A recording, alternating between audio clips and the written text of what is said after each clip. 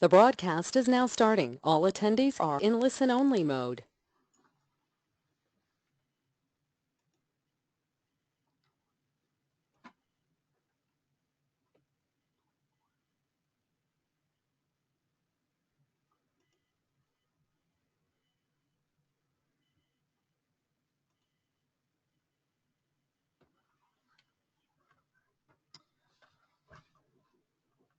Good afternoon.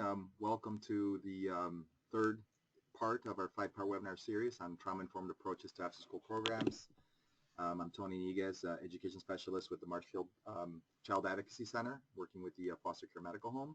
And Jennifer Smith, after-school program manager, with the Marshfield Clinic Center for Community Outreach, working with the YouthNet after-school program. Again, this is a five-part series, and this will be archived. It's being recorded and archived, and so you'll be able to access it through the Wisconsin After School Network website. So you can go back and listen and look at the slides. So today we are going to really focus on relational regulation. We're going to, talk about the significance of attachment to regulation, and if you've listened to the previous two sessions, you'll understand that both Jennifer and I are really pushing for anyone that works with children, anyone that works with people in general, that we really focus on attachment and our ability to connect and to bond with people. As human beings, we are social, and we need to be able to affiliate and connect. And if we're able to do that, that's the biggest tool that you have in your arsenal in order to help children and adults be able to regulate their emotions, their behaviors, whether they're academic, emotional, or social. The second objective we want to discuss today is, we want to look at different modes and types of regulation. And so today, again, specifically, we're talking about relational regulation. But we'll point out some other ones, and in our next session, the fourth session, we're going to look at somatosensory regulation, and we'll explain that briefly as well. We want to look at the vital components for relational regulation. So in order for you to be able to help those that you work with regulate, there are some key things that you have to really look at, and in some cases we have to consciously make an effort to make sure that we're addressing those key components. Accountability was a topic that a few of you brought up before. You mentioned that it's great to hear all this information about trauma and what these kids go through, and regulation and self-regulation, but how do we hold kids accountable? And then some people ask, do we hold them accountable? And I think both Jennifer and I are here to tell you that yes, you do have to hold them accountable. Right. But you have to look at it in a little bit different way, and through, again, the cliche of looking at it through a trauma-informed lens. With that, we have to look at our expectations. Although we like to have expectations that are the same across the board for everyone, I think that we have to understand that when we're dealing with complex trauma and with kids that are coming from challenging situations, we really have to look at where they are developmentally. And just like you wouldn't have a set of expectations for a 2-month-old infant, they wouldn't be the same as say your 16-year-old teenager. So we have to kind of look at that, maybe not in such a drastic range, but we do have to look at that. And then discipline. How do we, in order to hold kids accountable, sometimes we have to have consequences and discipline.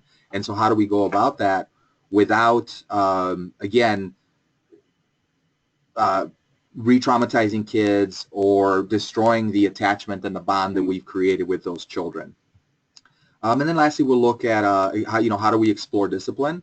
And one of the ways is we're going to introduce to you this really a really neat approach that it's a collaborative approach to problem solving that I think that most of us use in our professional life and we use in our personal lives, but for some reason we don't utilize this very much when we work with children, whether it's in a school setting or in an after-school setting.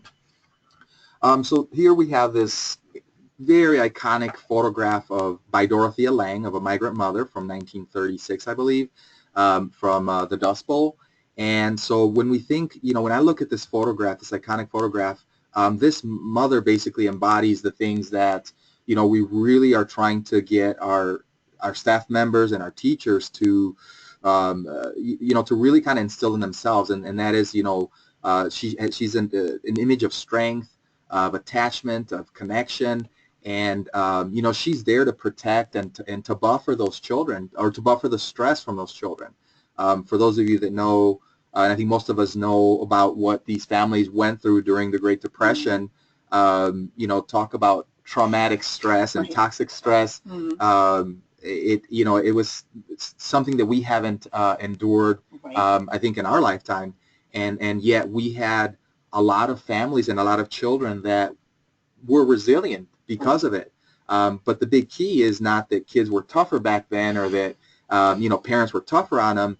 Is that, like this photograph by Dorothea Lange shows, is these children here in this photo have a mother who is there to protect them, to shield them. And I think that that's something that we have to kind of look at ourselves when we work with children. We have to be that protective factor, that buffer for these kids that they don't often have at home. Absolutely. So the primary modes of regulation that we're looking at, again, the first one, and I think personally the most important one, is relational regulation. And so again, that happens with when you have a caregiver, a teacher, or peers that are able to make a connection or are able to bond with the person that we are trying to help them regulate. And again, it doesn't have to be a child. This could be, for those of you that work on the front line when you're interacting with parents, if a parent, and I know Jennifer, for example, you have parents that come in that are very dysregulated, and if Jen doesn't have that connection with those parents, it just goes downhill from there. And to the point where I translated for Jennifer with one family, and even though the family feels that maybe the child is not treated fairly, the one thing that the mother always says to me is that she knows that the staff is loving and caring, and she knows that they're there to protect and take care of her kids. And so she feels a little bit conflicted because, she knows that her child is maybe misbehaving, and it's kind of easy to blame others sometimes. But it's nice to see that she knows that the people that work with her children truly and sincerely care about her children and their well-being. The second type of regulation or mode that we regulate, which is I think the most common for most of us, is self-regulation, or basically is self-soothing. But the one thing that Jennifer and I both want you to know is that this type of regulation is not inherent, or at least the type of regulation that we want our children to exhibit is not inherent. They're not born with it. The type of regulation that children are born with are, they suck their thumb, they suck on their tongue, they rock, tap. Yep. And then you can go back to looking at infants. We give them like a pacifier, anything that helps them soothe. And so, self-regulation is the one that we kind of tend to push a lot in education, but it's the one that the kids are lacking, and they're lacking those skills the most. And so I think that if we're able to relationally help them regulate, in a way we're modeling those self-regulatory skills that we want them to be able to utilize when they're older. Something to think about, and if we were presenting this live, and if we had, an opportunity to listen from all the participants, we would ask you, what are the things that you use, what are the skills or tools that you use when you are feeling anxious or stressed out? And I'm sure that most people will come to mind. For me would be breathing. Jennifer? For me is trying to go outside and just take a moment and be by myself in the outdoors. And that helps me reconnect and move forward. And whether it's the fact that, it's auditory, so it might be the fact that you like listening to the sounds of the wind or something, or maybe for some people it'll be visual. It could be the smell, just smelling the grass is being cut, or the walk through the forest. Those are all things that help soothe us. And that kind of leads us to the third type of regulation, which is somatosensory, which, if you split up the word, if we look at the word soma, it means, or somato means the body, and sensory means the senses. So these are interventions or ways to regulate by incorporating our body movement and any of our senses.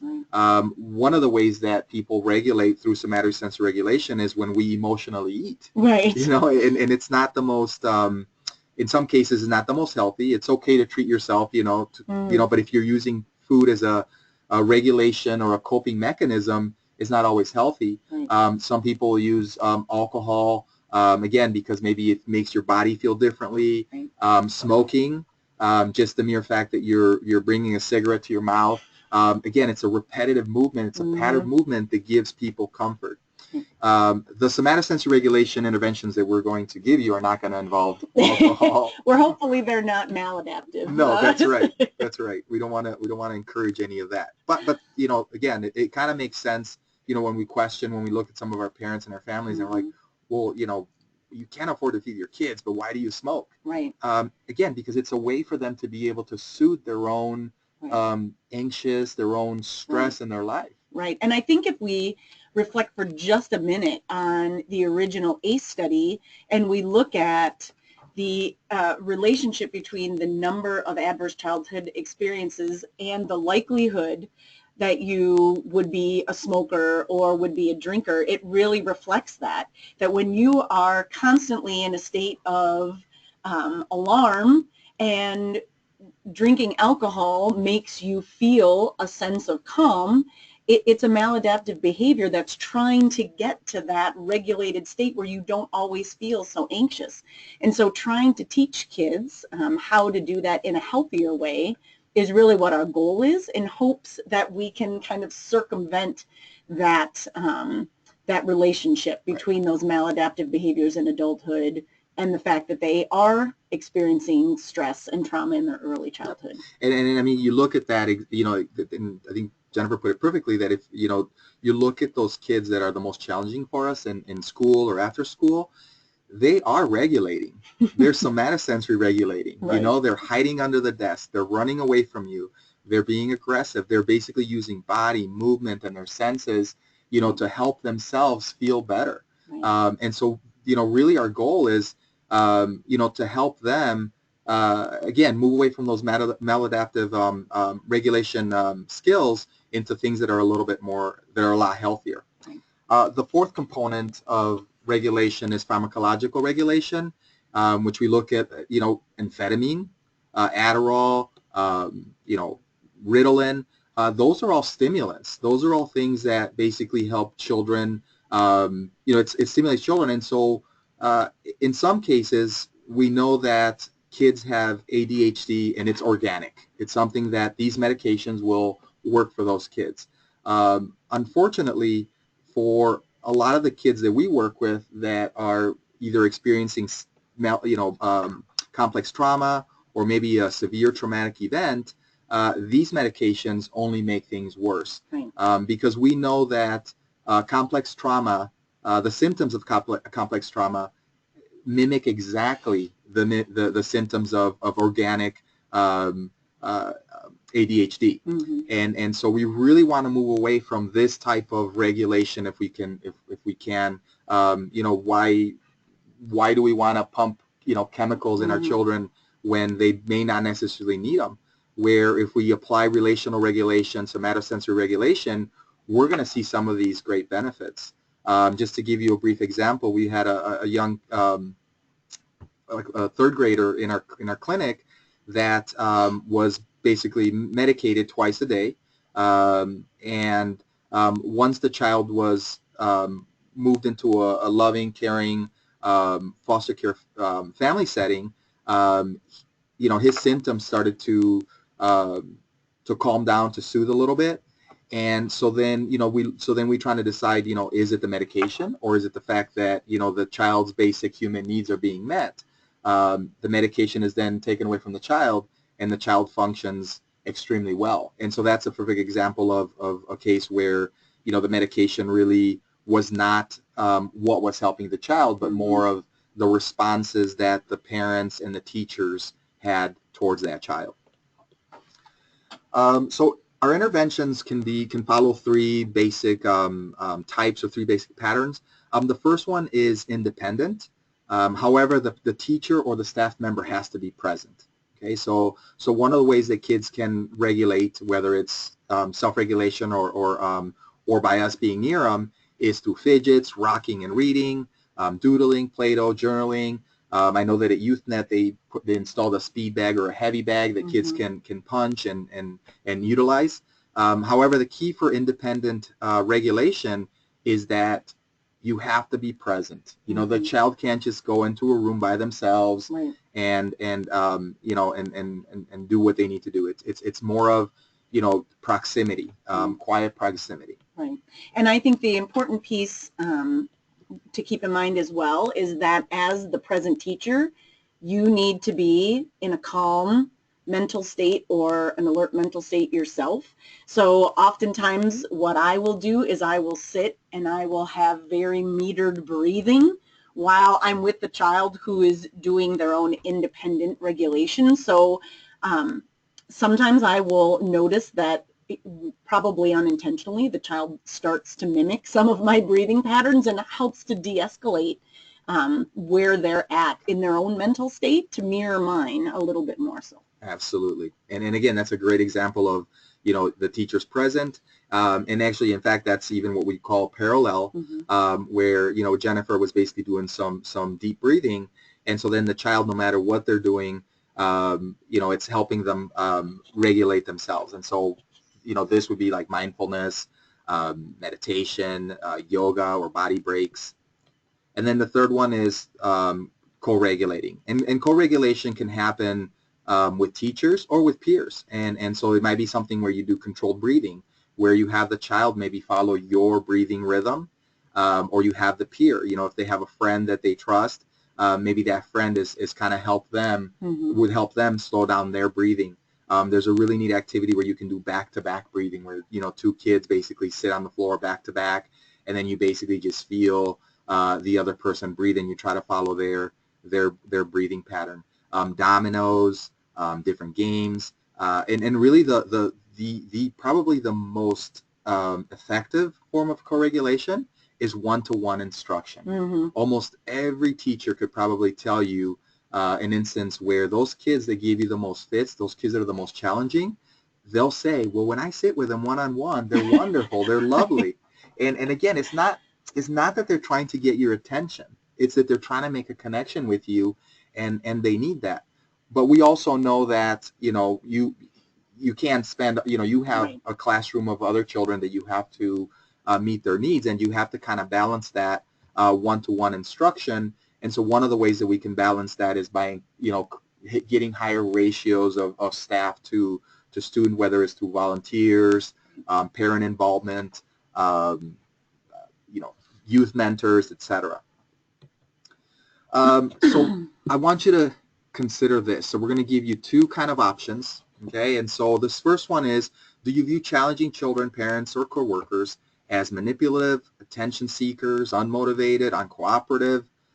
If this is your worldview of the people that you work with, we're probably going to suggest that you find another profession and not work with children or with parents. And so this is a theory that, or a philosophy that basically looks at pulling yourself up by your bootstraps. Okay, this is a matter of basically will. This is you know, that we think that they can, they just don't want to. Okay, and so you know, one of the things that you know, if this is your philosophy in life or with the kids that you work with, or the parents or your coworkers, then the question that you need to ask yourself is, you know, if someone is supposed to pull themselves up with their bootstraps, what happens when they don't have bootstraps? Or what happens when they don't have boots? And so there's a great quote, or a great little snippet from Dr. King's his last Sunday sermon that he gave, in which he says, it's all right to tell a man to lift himself up by his own bootstraps, but it is a cruel jest to say to a bootless man that he ought to lift himself by his own bootstraps. And I really would encourage every single one of you to Google this, you know, find a YouTube video. This section, I believe it was from the I Have a Dream speech, that really focused on tackling poverty and you know, just overall civil rights. But if when I listen to this part of his speech, it just sends chills down my spine, and me reading it to you does it no justice. So you know, but think about that. Now, if your view, which we hope that this is the view, and we hope that we encourage you to change your view to this one, that the people that you work with, again, whether it's children, parents, coworkers, that they're coping the only way they know how, that they might be lacking the necessary skills needed to, you fill in the blank, that they may have some barriers that get in their way of being able to succeed, but that they're able to work together to make change, then if this is your worldview, this is a view that is all about skill, okay, not will. And that's the thing that we really want you to you know, take away from this this session. And as we progress through the rest of the presentation, you're going to notice that that's going to be a very similar theme, skill versus will. So let's move on to some of these relational regulation strategies. And again, they're all about attachment and our ability to connect. Here's an image of Anne Sullivan, who was Helen Keller's teacher. She taught her how to sign. And she says that children require guidance and sympathy far more than instruction. And I think that when we're dealing with maltreated, you know, children that are dealing with complex trauma, poverty, this couldn't be more true. I mean, it's so true that if we can provide the guidance and that sympathy for them, then the instruction will come. So relational regulation, it's a form of external regulation, right? So it's not internal. The child is not able to do it on their own. This is something that we are helping a child or a parent. This could be something that you do with your partner too, your spouse, your own children. So the first key to this is that the staff, you have to be present and you have to be in the moment. Right, right. The second component is that we have to be attentive to the mental state of the child, right? So it doesn't do us any good just to be there, you know, to be around the children if we're not being attentive, if we're not, you know, listening and watching and being aware of where they are. Again, mentally, you know, are they starting to escalate? Are they starting to get upset? Are they starting to argue? And then the next part is being attuned. Okay, so being attuned means that you're able to decipher, you're able to tell what some of those little signals are, whether they're body cues, you know, facial expressions. So you're attuned to their mental state, but also to those potential triggers that will make that situation worse. We hear a lot that, you know, oh, that kid just, you know, he's just like a stick of dynamite. He just, you know, he goes from 0 to 100. And in some cases that happens, but in a lot of cases, there's little things that you probably could pick up on that could probably help a little bit. It's not going to work in all instances, right, you know, especially when you work with kids that maybe have had a very rough day, say at school, then they had a rough day on the bus. Right. Now they get to school and they're just like a ticking time bomb. Right. And so you may not be able to bring those kids completely back every time, every single time. Right. But it doesn't mean that we don't try and that we're not attuned to what their to their body, to their feelings. And then the fourth part of that is responding. And the way we respond is by modeling and offering opportunities to regulate or to calm. We want to, you know, in this model we use in our clinic, we've been using with our parents, you know, that a lot of our parents, the reason why our children struggle in school is because they're not present. You know, they might be in the room, but maybe they're on a computer in a different room while the child is playing a video game by themselves. They're not attentive. They might put an infant child in a playpen or a car seat and just let the child sit there for hours while the parent is doing something else. The child will cry, and then eventually the child gives up because they're like, what's the point of crying? Nobody's going to soothe me. So then the child then dissociates, which dissociation is it's another form of regulation. It's another way for us to kind of soothe anxiety, to soothe our brain a little bit. And then for parents to be attuned, and then for parents to respond to the needs of the children, again, by modeling the skills that they're lacking. So relational regulation requires these 6 things, and they kind of all flow together. But number one, and the most important part that you got to have that attachment. The kid has to trust you. There has to be a connection between you and the child, you and the parent. Otherwise, relational regulation doesn't work. The second one is structure. We don't want, obviously kids do need structure.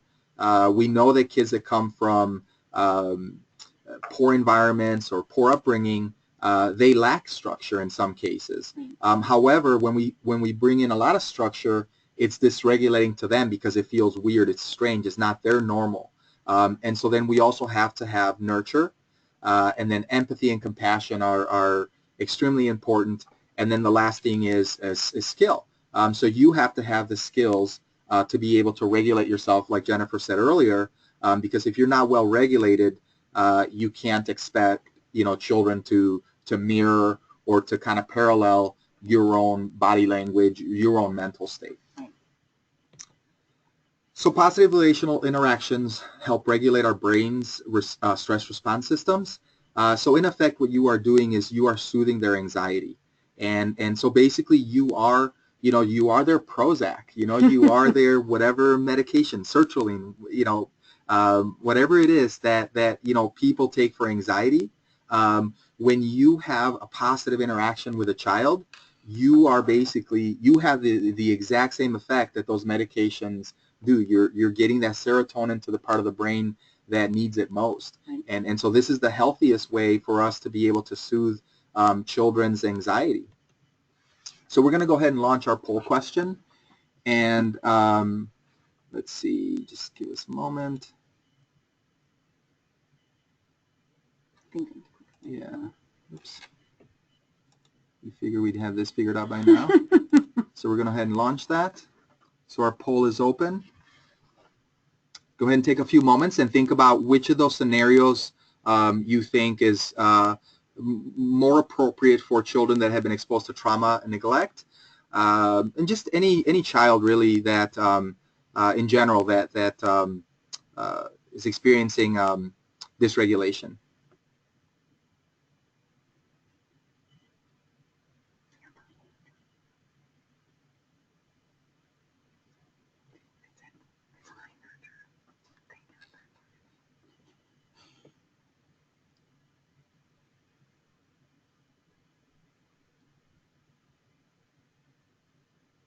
Okay, we're going to wait a few more seconds. We have 70% have voted. Those of you that haven't voted yet, go ahead and make a choice. We don't know what you voted for, so don't feel any pressure. Yeah, don't feel any pressure. We just see percentages.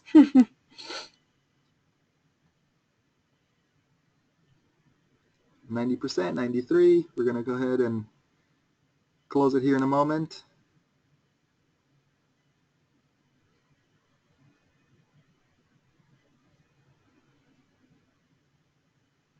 All right, so we're going to go ahead and close it, and we are going to share that poll with you. And so hopefully you see it on your screen. We don't see it on ours, but we're hoping that you see it on yours. If you don't see it on your screen, basically we had 4% said high structure, 54% said high nurture, and 39% said low structure with high nurture, and 4% said high structure with very little nurture. So I'm going to go ahead and hide this now. And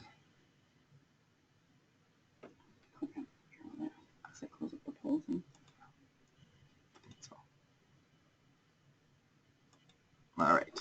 So I think, yeah, there we go. So really, what we would say the correct answer is low structure and high nurture. And we'll get to that here in a moment. Let me navigate the screen.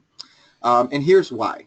Okay, so for those of you that said that the kids need high structure and very little nurturing or very little loving and caring parenting or caregiving, what happens is that kids feel like it feels like a prison, basically. So when you think about that, when you think about the prison system, they have an incredible amount of structure. Everything in a prison system is structured, right? From when you eat, what you wear, when you can leave, what time you get up, what time the lights are out. Exactly. And there's very little nurture. Right. And so, so when we think about that, that's probably the last thing that the children that have basically have experienced harsh parenting, unloving parenting, or have maybe experienced like a severe traumatic event, this would not be the scenario that would work for them. Then the opposite of that is, what if we have very little structure or no structure at all, but we have lots of love and lots of hugs and you can do whatever you want, and we result in chaos. Right. And so we have to kind of balance the two. We have to find that right balance. The one thing that we are going to suggest to you, though, is that when you're dealing with kids that, again, are challenging, that maybe have experienced that complex trauma, you want to start with low structure, which means that you want to have simple tasks, monotasking. There's no sense, you're basically wasting your time by giving them, multiple tasks, because in a lot of cases they can barely remember the first task, let alone step number 2, 3, or 4. Your requests and your demands maybe could be a little bit simpler, and then obviously provide a lot of nurture, a lot of encouragement. And the reason why this works is because of this. So as Jennifer mentioned earlier, when we look at our mental state, learning happens when we are alert, right? When our mind is alert and bright, when we feel well, when we feel comfortable and safe. This is the only time that we can learn anything, whether it's a lesson, whether it's, say you're trying to teach somebody, through discipline. If the child is not here, they're not going to learn it. Most of our kids that are challenging, they're in a mental state of alarm or fear.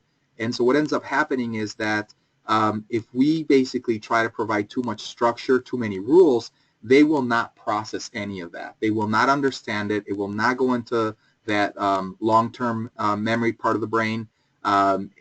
They'll acknowledge you. They'll say, yeah, I get it. But then 5 seconds later, they'll turn around and they'll look at you and say, well, you never told me that. And it's not that they're lying to you. It's just that it never processed into their brain. And I think Jennifer last time kind of walked you guys through that scenario of our own personal mental state. When we don't feel well, when we have anxiety on our own, when we are highly stressed, we cannot process and learn information as much as when we are calm. And our children, the children we work with, are absolutely no different than we are. So let's move on to accountability. And so accountability really revolves around providing structure with nurture, okay? And again, understanding what trauma does to the brain. So there's a couple of slides that I want to show you that I think really hit home for a lot of us.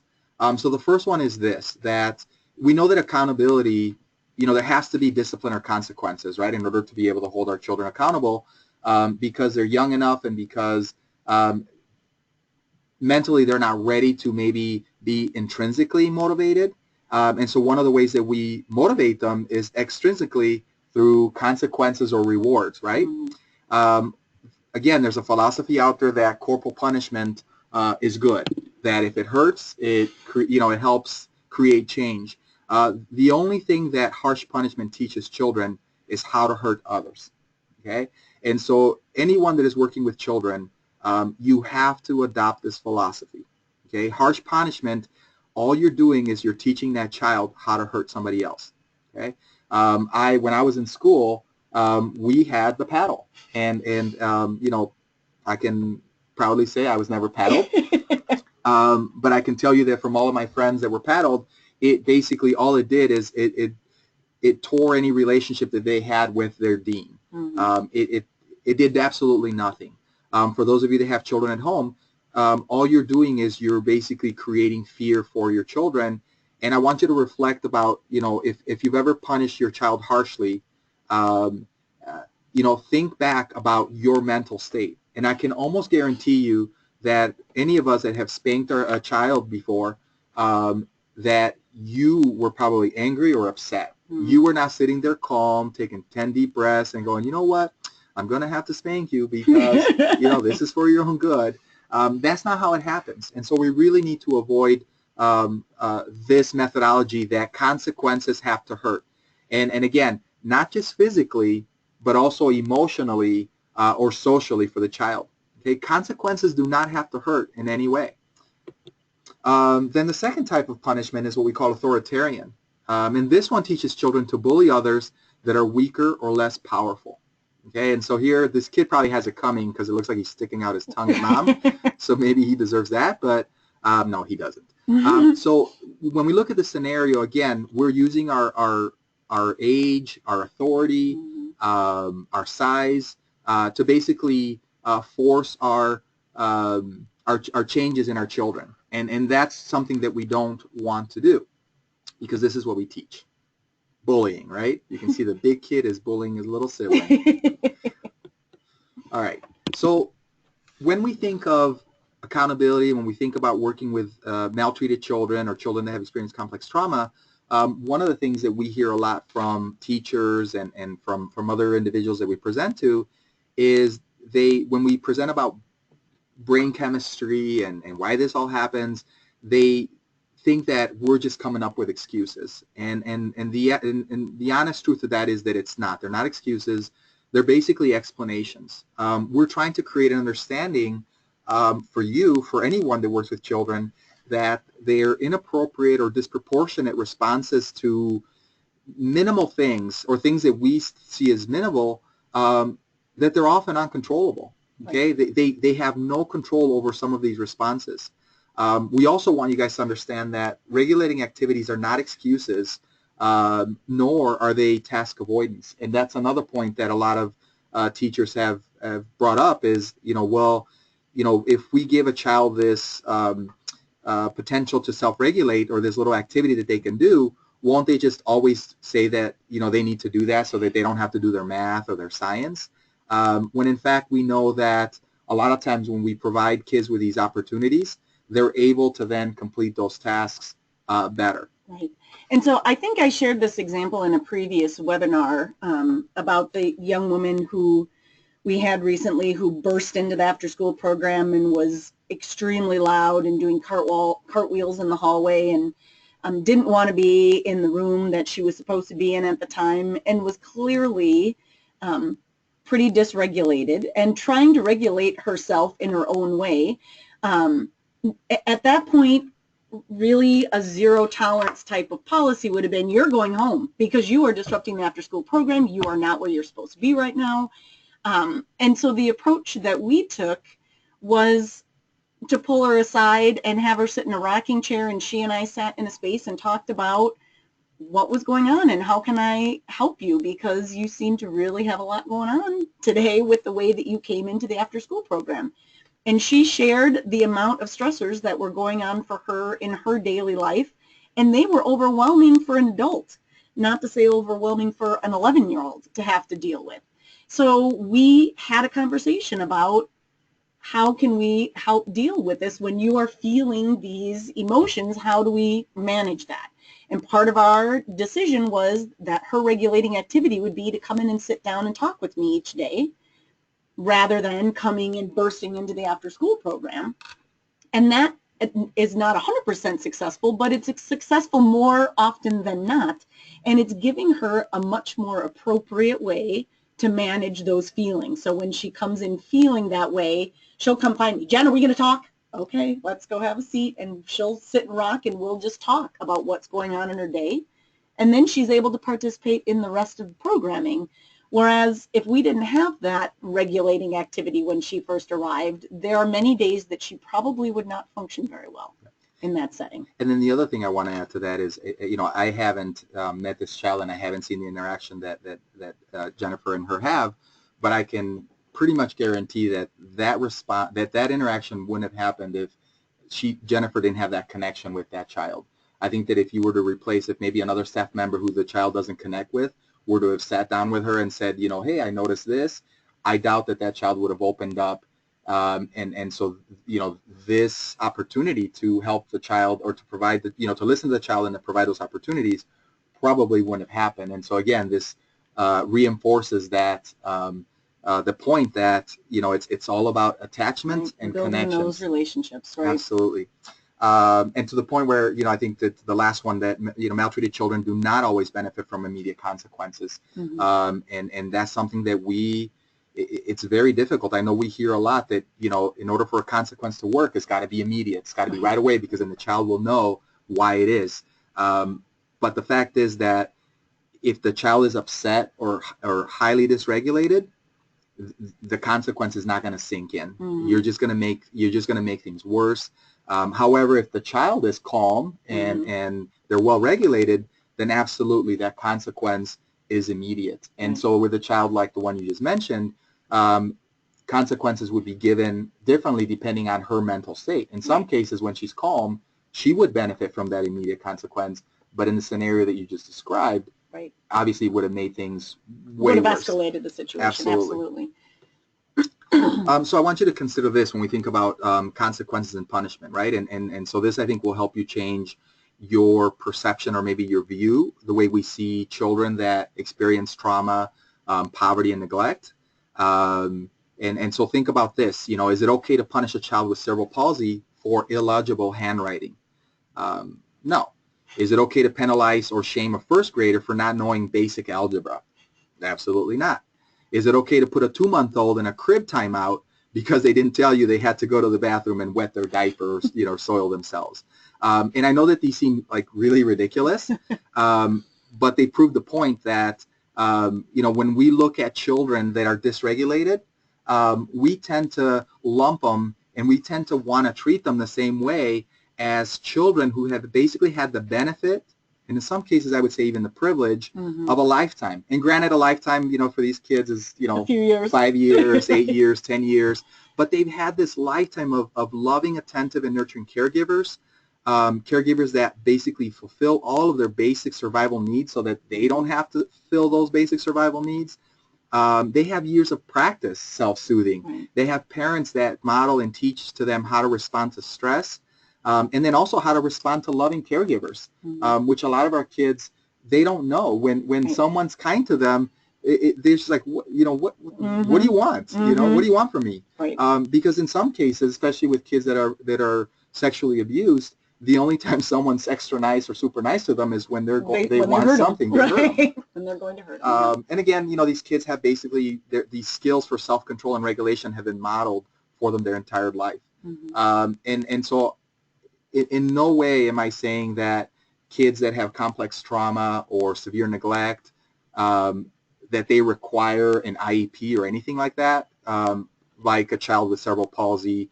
So I'm not trying to imply that in any way, but I think that the way we approach their development has to be looked at in the same way.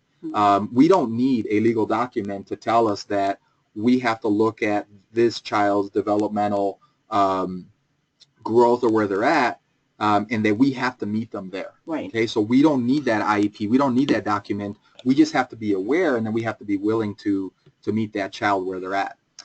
So we know that challenging kids benefit from structure, low structure in some cases. We know that high structure is dysregulating. And so what we suggest to you is that the structure should be incremental. So you start structure very low, and so you give them a little bit more autonomy. You give them a little bit more freedom, but you also provide a lot of nurture, a lot of support, a lot of attentive and loving caregiving. And then as they start to progress, then you gradually increase structure, so that hopefully they get to the point where the structure is the same for all of the children in your care. However, let's say that you see some progress, but now the student now plateaus. You might have to then scale down the structure a little bit, increase the nurture, and then move your way up, almost like in a step fashion, right? Where you kind of go up a little bit, you plateau, you kind of scale back down, and this would be a model that we use in training for those of you that are athletes. If you continue to increase structure, it's the equivalent of just increasing the amount of weight that you're lifting or the mileage that you're running, and then eventually you have breakdown and injury. Let's see. So we kind of covered all those points. So here's what you want to know about your expectations. Okay, so your expectations for these children, they have to be clear.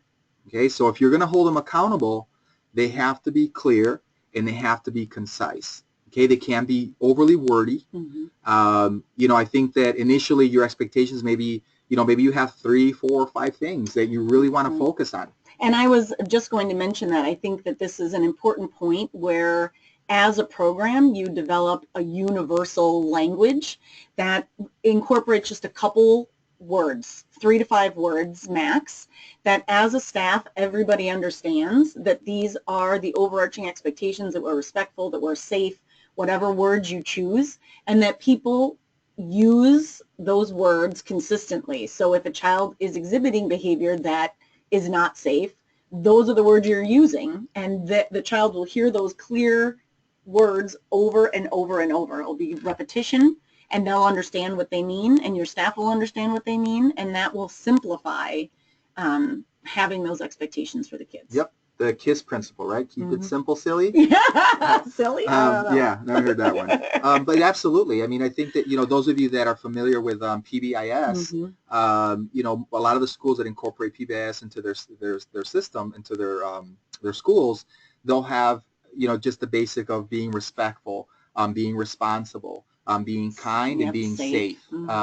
You know, I think that when you start to add bigger words, some of the children may not understand, but I think that, you know, you start with those words, and then you define, you know, what does it mean for you to be responsible in the after-school setting, Right. And it can't be a whole litany of you know, of items. It's got to be just maybe a handful of things, the most important things that your after-school program values in terms of responsibility. Then the same thing for being respectful. You know, and part of being respectful could be one of the things that you incorporate mindfulness into, that, you know, that I'm going to respect your feelings. When you are upset, when you are feeling dysregulated, I'm going to respect that, and I'm going to offer you an opportunity to self-soothe or to calm. So, you know, getting those things clear and concisely as possible would be extremely beneficial. They have to be developmentally appropriate. So again, you can't, and I know that some of you guys might work with a wider range, so you know, you might have those 4 different domains of respect, responsible, safety, and kindness, but they might be different for, say, a younger age group versus a teen group of kids. But you still, the expectation is the same, just the wording might be slightly differently, might be worded differently so that children can process it and understand it. And then you have to have some flexibility with your expectations. You can't, you know, again, you have to know your population. You have to know where these kids come from. You have to know what they're experiencing at home and at school, and you have to adjust that accordingly. And then the last point, and then if Jen has anything to add, I'll let her add that. But the last point for this one is for those kids that are the most challenging, these expectations have to be readily available. And in some cases, having like personal reminders for those kids works really, really well, especially with the younger populations. You might have a little storyboard where it's like first this, then this. I would say no more than 3 little sections to it. You can have little visuals, a little cue card. It could even be a nonverbal cue that you agree to with this child that, you know, is it okay that, you know, when you start to get upset or when you start to get a little bit loud, is it okay if I just tap you, you know, kind of rub your shoulder, or maybe, you know, tap you on the shoulder, and then that's kind of your cue that, that, you know, you need to bring it down a little bit. Those are the types of things that you know, we want to incorporate into our expectations within our after-school program. Right. So a couple points I would add with the flexibility. So the young lady that I talked about who came in highly dysregulated, I think that's a great example of flexibility. Rather than sending her home, having a conversation, helping her to regulate, and then re-enter the after-school program. If she were not successful in regulating, if her behavior continued to escalate, then at that point, we probably would have made a phone call home and shared with the parent that she really just wasn't able to appropriately participate in programming and needed to leave the program in order to be able to regulate, and then could return. And we do have some parameters that are very clear and kids understand. If you hit or hurt another child, we will be calling parents and you will be going home. That behavior is kind of a hard line for us.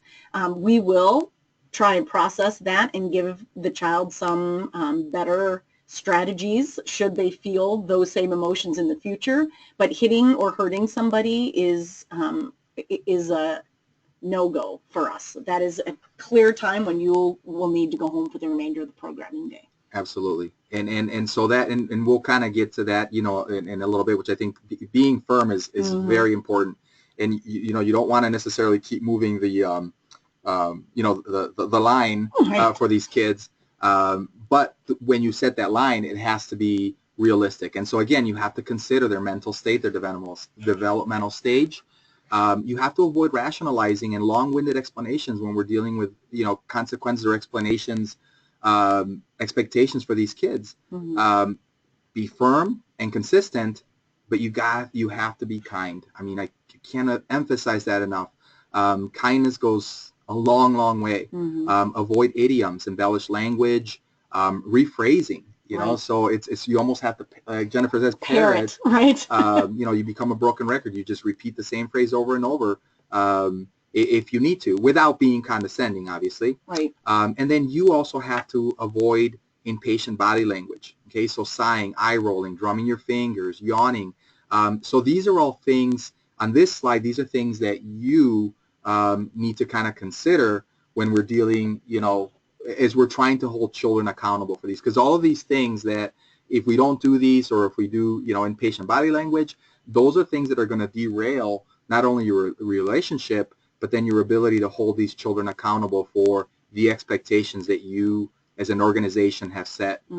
So again, here's a great example. Being firm and empathetic. So I can say to a child, I am sad that you cannot join your friends. This was our agreement. Okay. If the child says something else, I can again say, I'm really sad that you cannot join your friends. This was our agreement. Right. Or even validating, I really understand why you're feeling sad right now. Yes, I would feel sad. And this was also, our agreement, right? Yep, this was our agreement. So we want to be firm but not condescending. So these are the things that you want to avoid. And I know that, you know, I struggled right now when I was going over this little phrase. To not say I wanted to add the but in here, okay? But you want to really avoid that, because it almost it takes away some of the empathy that you're trying to establish. So we have a psychologist who runs a support group in our after-school program each week, and he said the word but invalidates everything that came before it. So his recommendation is and. So, you know, I understand that you are very sad that you can't join your friends, and this was our agreement. Right. So I validate that you're feeling sad right now. But I'm reminding you. Right. The agreement is what it is. And so I'm not invalidating your feelings.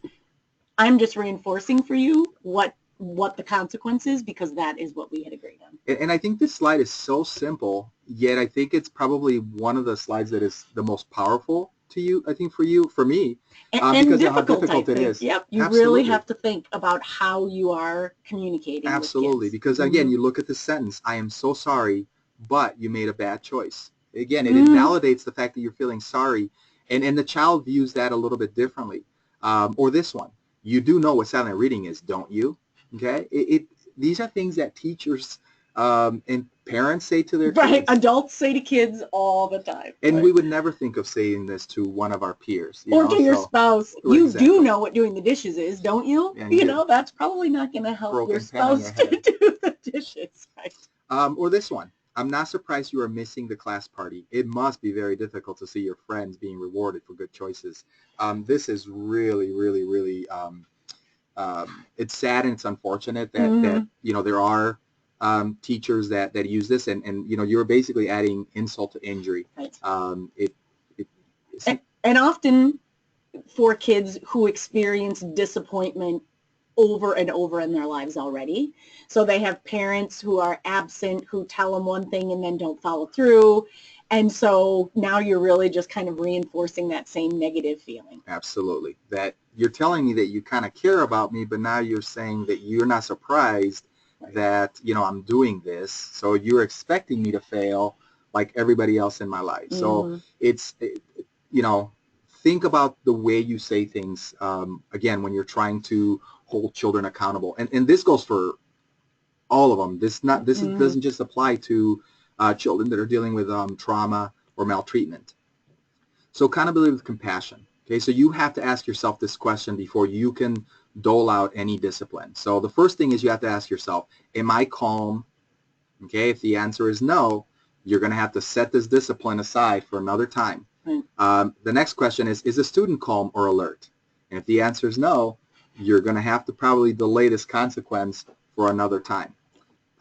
Could my response make the situation worse? Am I taking it personal?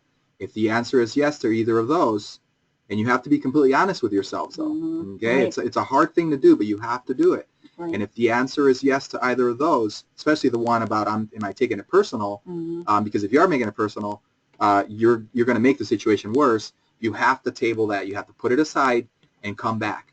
And in some cases, you have to recuse yourself, or like what Jennifer they call handing off. Right. So I was just going to say that is a great resource if you have multiple staff in an after-school setting, to have a relationship among the staff where they understand if I'm in a situation with a child and it is not going well, either I'm becoming agitated or I'm not able to help the child regulate, or I know that this child really has a stronger connection with a different staff person. Being able to hand off the situation and, connect with another staff person and say in, less than a minute, this is the scenario and this is what I've tried so far, and have them come in and, and it's sort of like tag team wrestling. You're going to tag them in and then they go in. But don't run them into the rope or smash them with a chair. Right. But it's very effective. And it causes you to really have some self-awareness.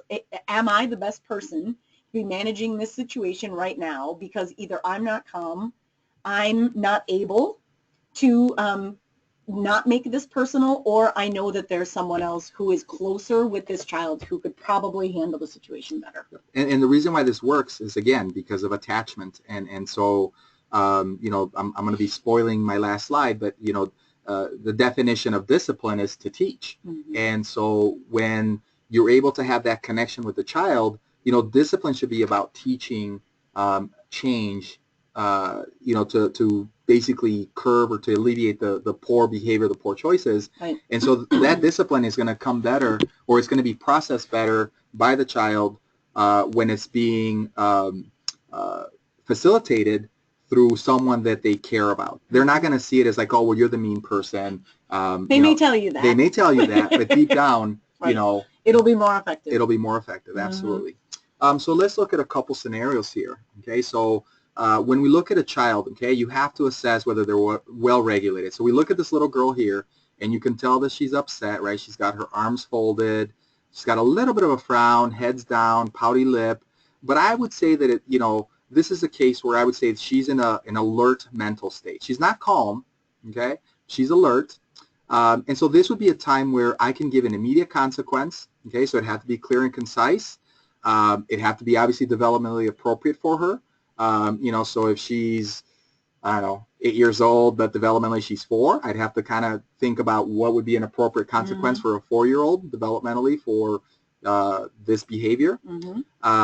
And I might even do collaborative consequence where we can talk about, she's in a great mental state where I can offer a calming activity as a consequence. This is a compassionate consequence. This is compassionate discipline where, and somebody asked me when I presented this earlier in the week, somebody brought up a very valid point. They said, well, won't she associate the calming activity as bad because it's a consequence?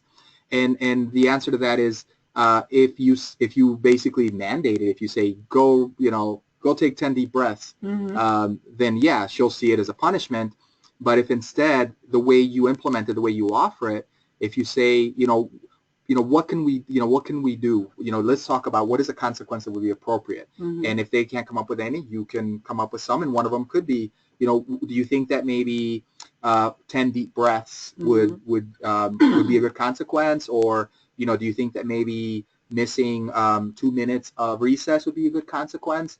And I know that if I had to choose between those two, I'd probably choose the breathing. And if you're thinking like, well, yeah, duh, that's what they're going to pick, and so that defeats the purpose of the consequence, then now you're thinking more of it's got to hurt, right? The punishment. The punishment has to hurt, whereas, the punishment of breathing or the consequence of breathing, it's actually teaching her a skill. Right.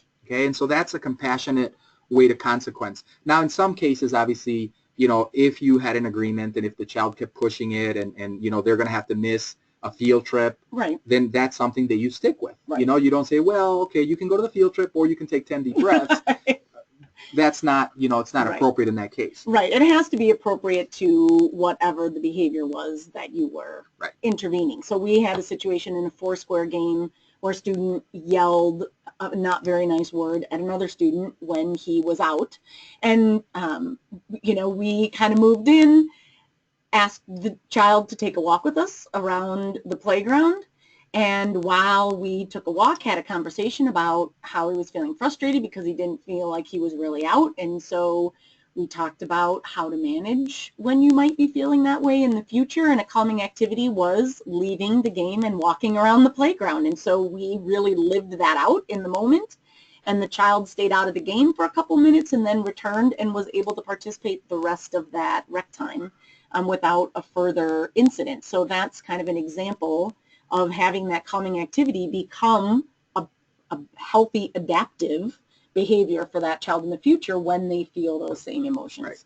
Right. And that's a, you know, that's a small victory, you know, and maybe for this child it's a huge victory, but you know, we might look at that scenario and say, well, he just got to walk around and then he got to go back and play, but he still said a bad word to this child.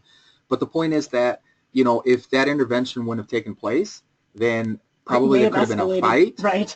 The child could have then, you know, maybe then taken that situation into another setting and maybe said another bad word to that kid. Mm-hmm. And instead, again, you provided an opportunity for the child to calm. And then at the end of that activity, you know, when you walk, you can say, you know, this, you know, you point that out that right. this is something you can do in the future, which is what you guys did. So now let's look at this little guy. So this little guy is dysregulated, right? And I would say that his mental state is probably that of alarm, maybe teetering on fear a little bit, but definitely alarm. You can see that he's got his little barrier here, so he's got his arms in front of him. He's got his face all scrunched. And so this one really is providing a calming opportunity is the one thing, and we have to delay the consequence for this. If I were to tell the child right now, you know, go, you know, you lose, you know, so let's say they collect stickers or something, you know, go give me a sticker, you lose one of them. You're punishing the child, you're going to make things worse, right? Or if you say to the child when he's like this, you're not going to go to recess anymore, or you're not going to get to play basketball for the rest of the day. It's just going to make the situation worse. So here what we want to do is, you know, you could offer a calming activity. You could say, you know, would you like to do some deep breathing? Would you like to go take some deep breaths? Or would you like to go sit on the carpet and maybe, you know, play with a fidget? And if the child says no, which in some cases they'll say no, or they'll just say, leave me alone, then you reaffirm it and you say, okay, well, I understand. I understand that you're upset. You know, when you're ready, you can come and see me. And so again, you give them that opportunity. In most cases, and more often than not, once that child gets to cool down a little bit, they'll come back to you and they'll say, I'm ready. Okay, but if you keep pushing it, or if you yell, if you you know, administer, you threaten that punishment, you're going to basically create this little guy here. Okay, this little guy is in a mental state of fear or terror. There is absolutely nothing that you can do right now verbally, okay, that's going to help that child self-soothe. In some cases, you know, appropriate touch, okay, might help them soothe, but then the child might recoil and push away, and so that's, again, you have to kind of navigate the situation carefully. My main goal here or role here would be just to make sure that the child stays safe, you know, that the child's not going to throw a chair or do some other things. And so basically I just give the child a little bit of space. You know, obviously I'm attentive. I try to remain calm. I try to remain, you know, soothing. If I have that connection with the child, again, I would maybe do appropriate touch with the child if that helps. There's a really cool video that you guys can YouTube. I didn't get a chance to upload it here, but there's a video from, I believe, the BBC that shows a dad basically calming his infant child by oming, so doing that om sound, and apparently he was doing this while the child was in his mom's womb. And so then when the infant cries and the dad starts to ohm, the child basically stops crying because that sound is soothing. It's calming. But I digress a little bit. So if you know the child has had a rough morning, okay, or an afternoon, weekend, it's okay to have that flexibility, to offer a little bit of kindness, and then revisit that consequence when they are in a calm or alert mental state. And then a point that I want to add to this before we move on to our last set of slides is that we want to really balance positive feedback with negative feedback when we're communicating with parents. That's, again, if we're talking about building those relationships, compassion with the kids, if all of our feedback is constantly negative, if all of the feedback we provide to a parent is how terrible that child is doing, or that the kid's always being bad, the child's, creating chaos, the parent basically, no parent wants to hear that about their kids. At some point, that parent's going to say, well, the problem's not the child, the problem is you. You're either a bad teacher, or you're just, you don't know how to work with kids. So I think you don't like my child. Or you don't like my child. Bad things, right? And so one of the things that we have to really do is we have to balance those positive communication with those negatives. And so I know that sometimes it's very challenging to find those, silver lining in those kids that are the most challenging, but you have to do it. And if you get into the habit of doing it every single day, no matter how challenging that child was, if you can find something positive with that kid and you share it with the parent in front of the child, then it's going to go a long, long way for you to be able to exercise accountability, and for you to be able to enforce the expectations that you want to carry out. Right. So the empathy, compassion, and kindness that you model for disruptive children, maltreated children, will be way more beneficial than, for their overall healthy development, than any life lesson or little tidbit of logic that you can try to teach them. It's just not, it's not going to process. They're not going to remember it. And so empathy and compassion, you're teaching them how to be empathetic and compassionate with other people when they're hurting. I know that we're running short on time, but we'll just kind of forge on through these last ones.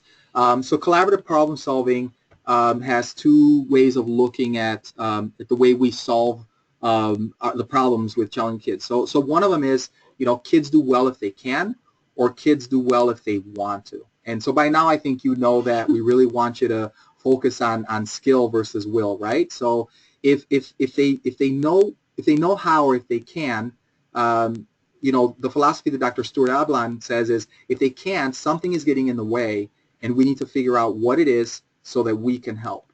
Okay? And so our understanding of the problem is going to determine our solution.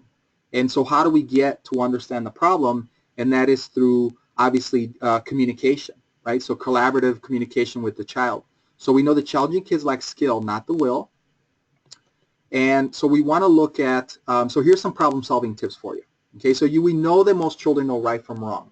Okay, and so one of the things that you can do is you make it a rule to practice a calming activity before discussing or deciding on any consequence or teaching. And these calming activities can be on the fly, just like Jennifer demonstrated with some of her scenarios. It doesn't have to be something too elaborate. It could just be a little walk around the playground. It could be sit in a rocking chair. Sit in a rocking chair. Some kids love mindful coloring, just a coloring sheet and some colored pencils in a quiet environment. Whatever small thing is going to help. Absolutely. So, and this is probably more for like bigger issues, bigger problems that you might be having. And these tips are, again, they'll help for everything, but kind of picture those big escalating problems. When they are calm or alert, then you can facilitate reflection without judgment. And then you can guide possible skills to work on, okay, developmentally and situationally appropriate. So you can make a simple student-driven plan for the next time. So one of the things that we like to do is you ask the child, what can I do next time to help? Okay, so what is it that I can do? And it might be, again, something as, you can just remind me, or you can have a signal, or you can have proximity. There might be different things that the child can share with you, because now you're showing them that you're invested. You want to help. You want to soothe that, you want to help soothe their brain or their pain or whatever they're going through. Ask what they can do the next time. Okay, and if they can't come up with anything, then you can offer some skills. You can offer some things like breathing, like taking a walk, like stepping away and then coming back when you're ready, because you will be modeling healthy problem solving. Okay, and so think about this. As an adult, how would you want your boss to basically deal with you if you were having some sort of problem at work? You wouldn't want them to use harsh punishment. Right. You wouldn't want them to use their authority and be a jerk and yell at you, right? Be a jerk, yell at you in front of people, tell you that you have to do this or else you're going to get fired, which is the equivalent of you have to do this or you won't get to go to the field trip. Right. And so kind of think about it, put it in that perspective. So if you get a chance, there's this program, it's called Think Kids, and it's Dr. Stuart Ablon, and it's called CPS, Collaborative Problem Solving, and it's a way to respond to our problems, and it teaches kids and adults how to problem solve, basically. And so we have three main ways that we can solve a problem. The first one is Plan A, what he calls Plan A, which is we impose our adult will, right? And this is intimidation and status, and we know that this works sometimes, but in a lot of cases it doesn't work because, again, it's teaching kids how to be bullies. Right. It teaches that if you're bigger, stronger, taller, older, then you can get your way, and my way, it's the only way to go about it. Plan C basically states that we drop it, and we don't drop it permanently. Right. We drop it strategically, okay, because maybe this isn't something, if we have multiple problems, you have to triage. You have to figure out what is the most impending one that I really want to address. Right. And it's, especially when you're dealing with highly dysregulated children, it's not just one little thing that they're struggling with. There's multiple things. And so then you have to figure out what is the most pending, what is the most important thing that I want to look at. And that's the one that we problem solve collaboratively. Okay, and what he calls Plan B. And so in order to start Plan B, you start with, I bet there's a very good reason why. Okay, so you're validating their feelings, their emotions, their mental state. You're basically creating empathy. You're empathizing. You're clarifying the student concern. And remember, don't add that but. Okay, so it's not I understand, but you're going to get your turn to share your point of view. Right now, it's all about listening. Okay, you just want to listen to the child. You want to say I understand if you understand. You want to say I hear you if I hear you. You let them explain. If you don't understand, you ask, well, help me understand that. Right. Or can you explain what that means? Then the next step is now you share. Okay, so first you empathize and listen, and now you share. Okay, you share your adult concern, but now your solution. And so you can say, I'm worried that, when we hit someone else, it's not safe. It's not safe. You're hurting somebody else, right, and you can get hurt. Right. And so I think this is really a nice place to use that universal language that you have decided on as a program, because kids will understand what those things mean. I'm concerned that it's not safe. I'm concerned that it's not kind, right, or respectful. Yes. And what I often say to kids is it's my job to make sure that everyone who comes to after school feels safe or feels respected, right, or whatever the word is that I'm using for the situation. And kids should understand that because they want to feel safe and respected, right, as well. And so that would be something that, again, if you're having a lot of problems, or this would be something that I would introduce at the beginning of the year or the program, and then obviously revisit often, is what are the roles? So your role as a participant is to be respectful, to be kind, to be safe, to have a good time, to learn. My role as a program or staff member is, to keep you safe, to be respectful to you. Right. So it's got to be a give and take, and those roles have to be clearly outlined. And so, when you're trying to problem solve, may not be the best time to explain those roles. Right. Again, when you're problem solving, this is a time when you're empathizing and listening, and if the child is in a good mental state, then you can kind of clarify those specific roles. And then the last component of this Plan B is collaborate. Okay, it's brainstorming, assessing, and you're allowing for student solution. You have to be very, very patient. And you can guide that a little bit. You can facilitate. You can offer suggestions that you can live with, obviously, and if you have a good relationship with the child, if you develop that connection, that bond, that attachment, kids aren't going to be silly about it. They're not going to say, well, I think you should just buy me, $100 worth of McDonald's. They're going to be serious about this if they're in the right mental state. If you've offered opportunities to calm, if they have the connection, a lot of times when I've practiced this with my own students, if I offer suggestions like, well, do you think that maybe you should miss 5 minutes of recess? they might say, well, how about 8? They might say, how about 10?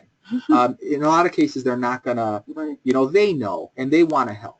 Okay, but a lot of it is going to depend on your ability to connect with us. So remember, there are 2 concerns to address. And so why do we want to collaborate problem solve? Okay, you are practicing real world skills. You're listening, okay, which is a lot what we can do. You look at this little cartoon here that says, I feel like everybody's podcasting and nobody's pod listening. Okay, and that I think really explains our current, when you look at our culture, everywhere. Everybody's tweeting something out, but not paying attention to what anybody else has to say. Everywhere in the world, we're looking, everyone wants to say something, but nobody wants to listen. And so when you collaborative problem solve, you're actually practicing that. You're strengthening your own problem-solving skills, which I think is very, very important. If we don't practice this, we can't teach it to our kids. Right. And then the most important part is that you're modeling that for the child. Right. You're teaching them how to deal with problems in the adult world so that when they do get older, when they do have the encounter, say, for example, with a school principal, they know that it's not us against them. It's about, okay, you can listen to my problem or my perspective, and I will listen to yours. And if we all can do that, we're going to have, we're going to not see the problems that we see with law enforcement, with authority.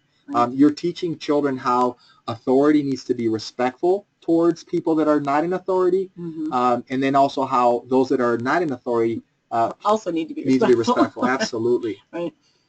And so here's a link that you'll be able to access as well. It's got a little talk from Dr. Ablon presenting to the program that he did in New York City. And so this is our last slide. The definition of discipline is to teach, not to punish. With that, we will end our long session, unless, Jen, you want to add anything. We hope that it was helpful and beneficial. And then, again, put this on your calendar. Our next one will be May 24th. Same time, same place. We'll be empowering children through body and senses. So we'll be going through somatosensory regulation and also through mindfulness, which are things that you'll be able to easily access or incorporate into your programs. So we had someone who mentioned that many of these points closely follow a program called Love and Logic. Yes. Absolutely. Yes. I got a chance to learn Love and Logic under an unbelievable principal in Central Illinois, and so I think it's a wonderful program. Yep. Again, it gives choices to children. You're basically, you see yourself, you're not necessarily a helicopter parent. Right. You're not a drill sergeant type of parent. You're basically a consultant that you're helping guide good choices and there are a number of books. I also took a graduate course in Love and Logic when I was renewing my teaching license several years ago.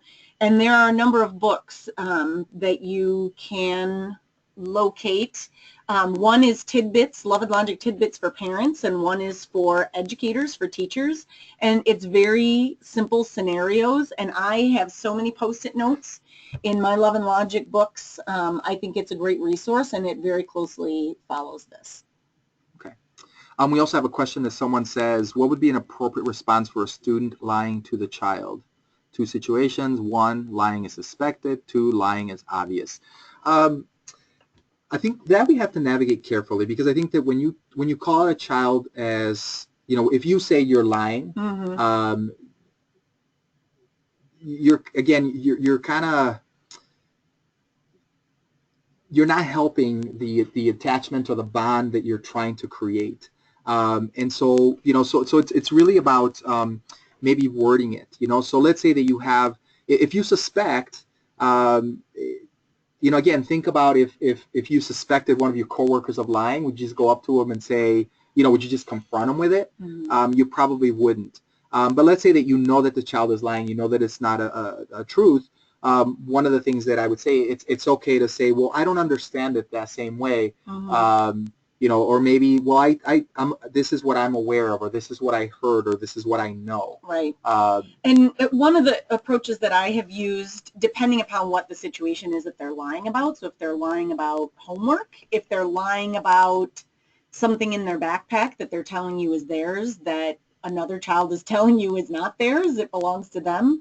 I have said, I'm not really clear on what, so let's get confirmation from someone who might know. Right. And so or who can we ask? Right. And so we, contact the teacher if it's something about homework, and the child will help me write the email. We'll contact the teacher and get clarification. Or when mom comes today, we'll get clarification from mom if this, item belongs to you or not, because I don't have that information. And so then you're not telling the child they're lying. Yep. You're just gathering more information. And I would avoid saying, I don't believe you, or I don't think that's true. Let's go find out. Mm-hmm. Again, think about it, just carefully navigate it. I know that, you can creatively find a way and you want to give the child an opportunity to kind of save face a little bit. Right. So I think the example of if the child says, well, I don't have any homework, one of the ways is like, well, should we just ask your teacher? Mm-hmm. Who can we ask? Mm-hmm. Can we ask your teacher? Can we email? And if the child says no, then, you can come back. If you know the child has homework, you can come back and say, you know what? I got an email from your teacher that says that, did you maybe forget about that? Right. So you kind of give them those opportunities. But calling them out, it's not gonna help you, and it's not gonna help them.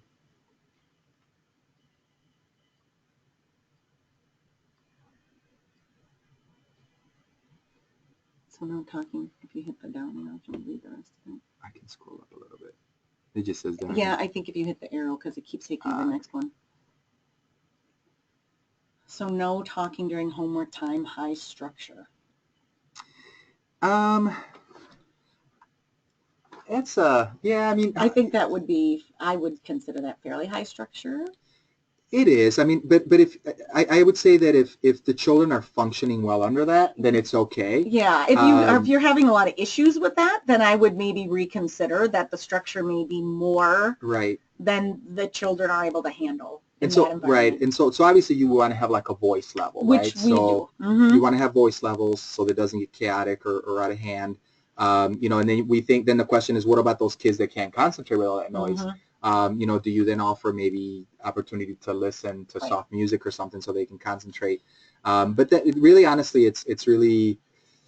It depends how it functions, I guess, and that's really the bottom line. If it's functioning well and you aren't having significant issues of having to constantly redirect kids, then it might be appropriate. If kids are constantly being redirected and they're struggling with that level of structure, one of the things that we've done is we've bought soundproof headphones that they have no music or whatever. You just put them on. And so for kids who aren't able to function if there are other kids talking in an environment, they have a corner in the room where they can put those headphones on and they're in a perfectly quiet environment.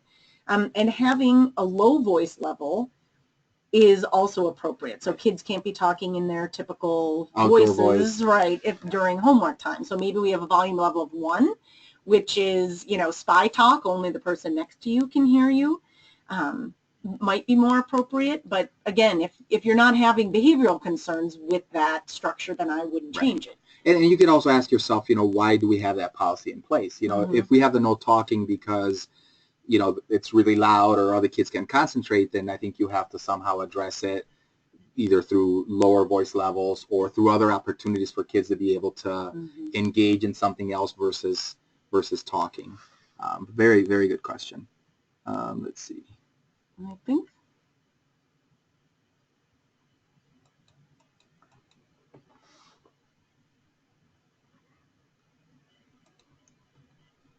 Sorry, we have to navigate through these little tiny windows to see the questions. So I think we've addressed all the questions at this point. Yep. And if any of you have any other questions, please just send them to us. We'll reply and add any other information that we can provide. I think we're good. So thank you all for joining us, and we'll see you May 24th.